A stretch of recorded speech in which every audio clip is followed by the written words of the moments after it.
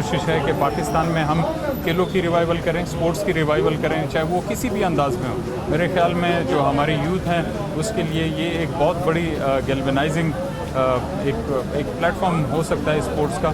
इंशाल्लाह we will try our level best कि हम bring back the smiles on the faces here in Pakistan.